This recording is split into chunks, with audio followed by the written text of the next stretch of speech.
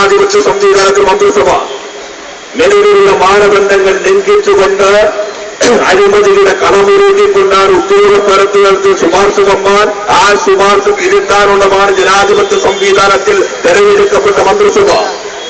ഉദ്യോഗസ്ഥ സംവിധാനം തെറ്റായി പ്രവർത്തിക്കുന്നുവെങ്കിൽ അവർക്കെതിരെ നടപടിയെടുക്കാനും അവരെടുക്കുന്ന തീരുമാനങ്ങളും തിരുത്താനാണ് ജനങ്ങൾ തെരഞ്ഞെടുക്കപ്പെട്ട MLA-മാർ തെരഞ്ഞെടുക്കപ്പെടുന്ന മുഖ്യമന്ത്രിയും മന്ത്രിമാരും വരുന്നത്. അല്ലാതെ വഴിവിട്ടുകൊണ്ട് കോഴ വാങ്ങി നിലവിലുള്ള ചട്ടങ്ങളെല്ലാം ലംഘിച്ച് ഇതെല്ലാം ചെയ്തിട്ട് ഞങ്ങൾ ജനാധിപത്യ സംവിധാനത്തിൽ മന്ത്രിസഭയുണ്ട്, ഞങ്ങൾക്ക് തീരുമാനമെടുക്കാമെന്ന് പറയുന്നത് ജനാധിപത്യ സംവിധാനത്തിന് വെല്ലുവിളിയാണ്. ഒരു വിധത്തിലും അധികാരത്തിൽ തുടരാൻ ഒരു നിമിഷം പോലും പറ്റാത്ത രൂപത്തിലേക്ക് ഗവൺമെന്റ് വന്നിരിക്കുന്നു. എത്രമാത്രം അഴിമതിയ എല്ലാ കാര്യങ്ങളും പറയുന്നില്ല. രാവിലെ എറണാകുളത്തൊരു പരിപാടി കഴിഞ്ഞ് അവിടെ നിന്ന് ഒരു 9 മണിക്ക് പുറപ്പെട്ടതാണ്.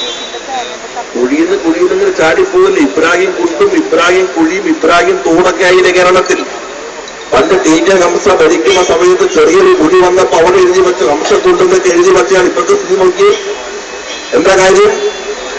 PWD ഏതെങ്കിലും തരത്തിൽ ടെൻഡർ ഉറപ്പിച്ചുകൊണ്ടാണോ ഇപ്പോൾ വർക്കുകൾ തുടങ്ങിക്കൊണ്ടിരിക്കുന്നത്?